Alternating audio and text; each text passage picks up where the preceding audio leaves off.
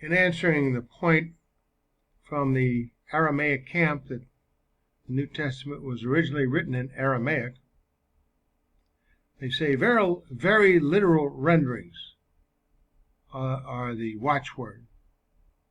But very literal renderings are, one, often not the intended meaning of the author, who at times conveys his message in a figurative fashion and not a literal one.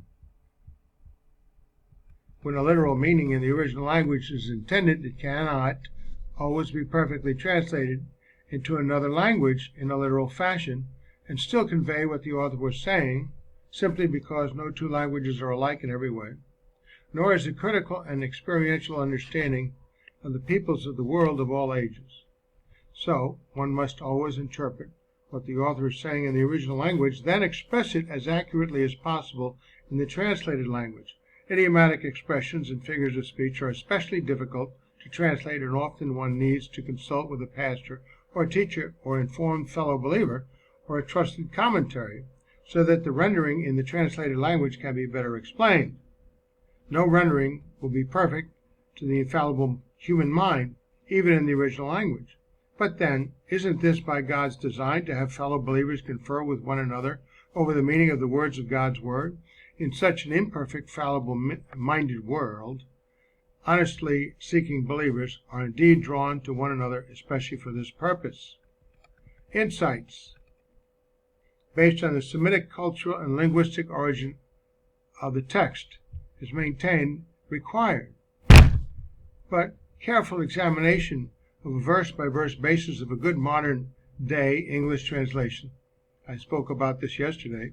King James Version has archaic language, so we're looking at the New King James Version, New American Standard, NIV, in modernized English, so we can get a handle on the words. So this is with an eye on the original Hebrew and the original Greek, which I have on my laptop in the interlinear program that I have. And this is via various resources such as Greek and Hebrew lexicons, as I mentioned, interlinears, word study volumes, good commentaries, and with an eye on the background of the author, time, place, and individuals, which is largely Semitic, via extra-biblical literature, which is largely based on archeological findings and often reflected by a good study Bible in marginal annotations and footnotes, provide a clear picture of the background of the text in order to properly understand the words of God's Word. Let me add one note. Most of the time, the cultural concept is embedded in the context of the actual verses in the Bible themselves. It'll say, that villages in the Palestinian area were trying to be good neighbors all the time with their neighbors in their villages by welcoming strangers that came into the village to visit their neighbors, and would provide food and beverage and social friendliness to those people who are strangers, and they don't even know them. But because they came into the village, they acted like they were part of the family. And it says so. So God in His sovereignty has already provided the resources for the honestly seeking believer to discern the meaning of the words of God's Word.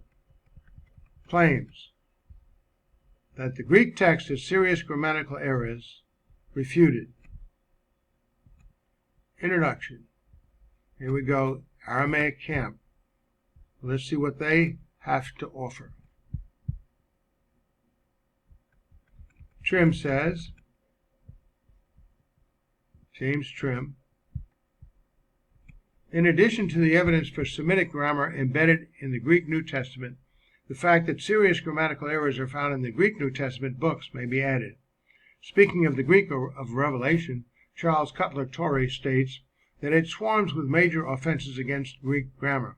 He calls it linguistic anarchy, and says the grammatical monstrosities of the book, a little bit emotional here, in their number and variety, and especially in their startling character, stand alone in the history of literature. Wow. Greek camp.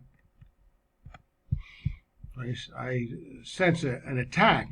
One wonders at such a negative reaction, if what is said is true, why the Aramaic camp even bothers with considering the Greek Bible at all.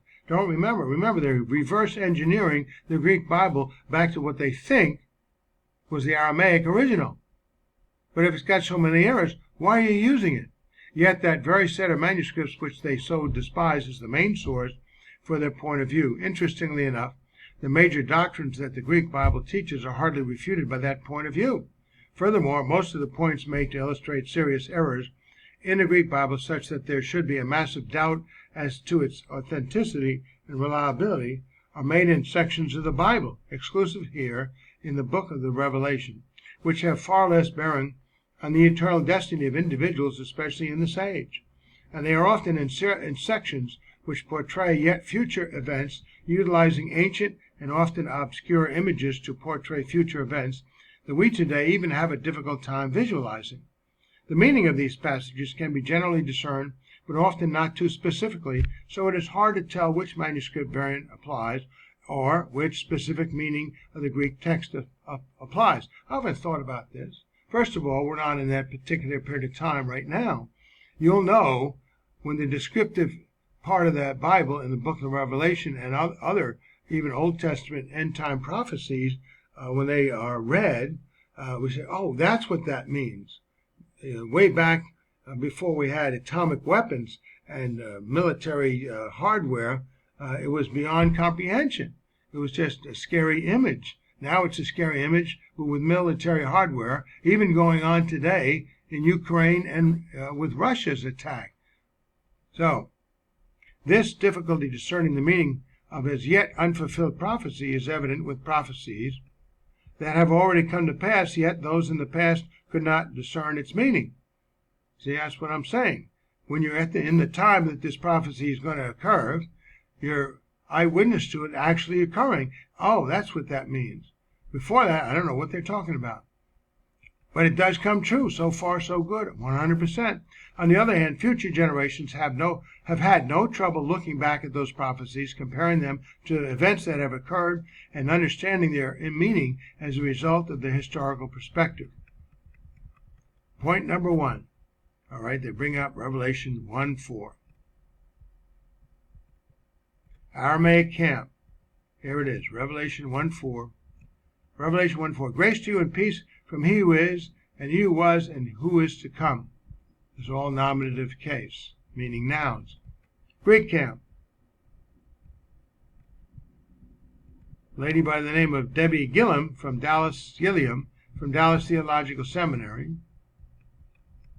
She answered my question.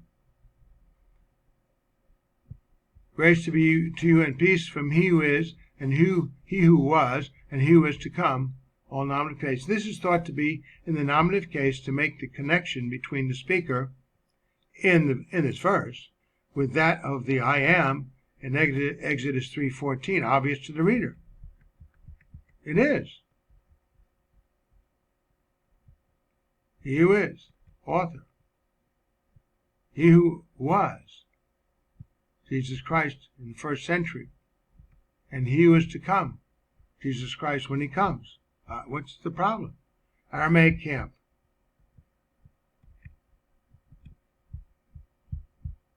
Revelation 1:14. Revelation 1:15, his legs were like burnished brass, as in a furnace purified. 1:14, okay, 1:15, 1:14, hang on.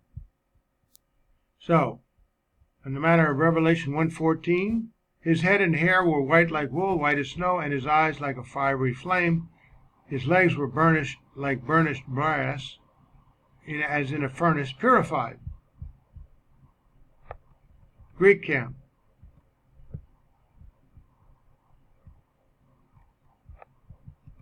So this is not supposed to be discernible or something, or who would know what this is?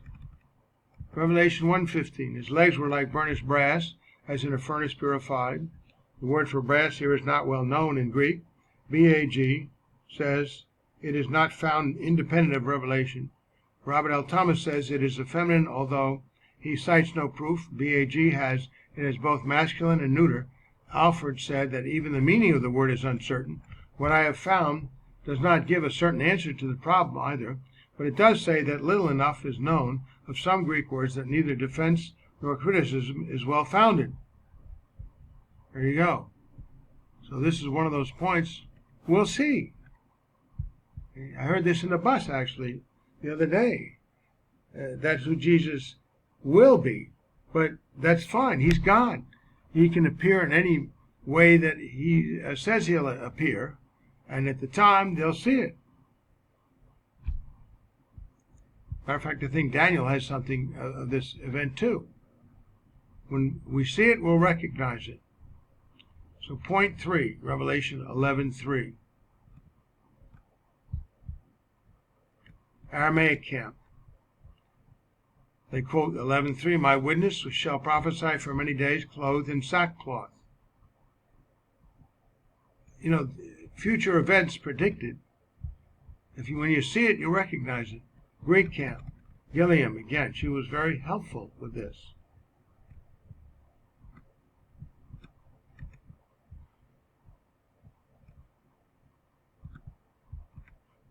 My witness shall prophesy for many days clothed in sackcloth. Same translation. This is not accurately quoted. The verse says, and I will give to my 2 witnesses Nessaland, and they shall prophesy 1260 days clothed, to refer back to the verb they shall prophesy, in sackcloth. I am missing the problem here. Perhaps Tori could explain what it is, and I will see it. There's no problem. When you see it, it'll be there. People have been in sackcloth before. Have done that through the period of Israel. Anyway, point 4. Revelation 14:14 is another bone of contention that they try to make as proving that the Aramaic camp, that these things must be in Aramaic, but they don't provide any better understanding. Revelation 14:14, I saw on the cloud one seated like unto a son of man, having upon his head a golden crown. Greek camp. She quotes it, same. Yeah. Here, son is accusative and having is nominative. This is not the normal way a Greek speaker would word a sentence, and John's use of having here is thought to be patterned after the Hebrew way of using saying. He uses it in this way, in other places. He is using the participle in a manner independent from the rest of the sentence, although it is actually not independent the way a genitive absolute is independent. So it's an awkward construction, not usually done. So what? It still makes a point. So these are not errors. He's using Greek like we use English at times with awkward constructions, or not often used constructions. Point 5, Revelation 14:19, Aramaic camp. Here's the errors, right? He harvested the vintage of the earth and cast it into the winepress, the great winepress of the wrath of God. It sounds figurative to me. Greek camp. Gilliam says, here winepress is feminine and great is masculine. I saw no good explanation for this one. Henry Alford said that this was only to be accounted for by uncertainty in the gender of the substantive, but I don't know how uncertain this actually is. He notes that the winepress is masculine and thinks this may have been what John was thinking of.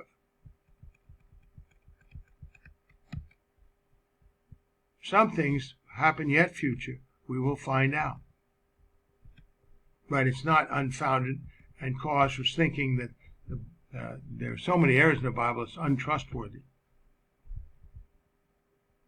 Aramaic camp on Revelation 7:14. A golden cup filled with abominations and with unclean things. It's figurative, obviously. Greek camp. What do they say? Different commentators have different opinions on the change from genitive to the accusative. A few say that this would make unclean things parallel with cup, which is also accusative, but this seems awkward. At least one says it was to keep genitives from stacking up, which is rather preposterous, but I mention it because it is a genuine difficulty. It may be, as another suggests, to make a distinction between the more abstract description, it's figurative, of the contents of the cup as abominations and the more accurate description as unclean things of her immorality. It's like a poem. I have heard no grammatical justification for change like this, however, and the author cites none. Ever read a poem?